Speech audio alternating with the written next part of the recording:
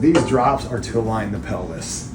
Based on what the shoe length looks like down here determines which way I do this.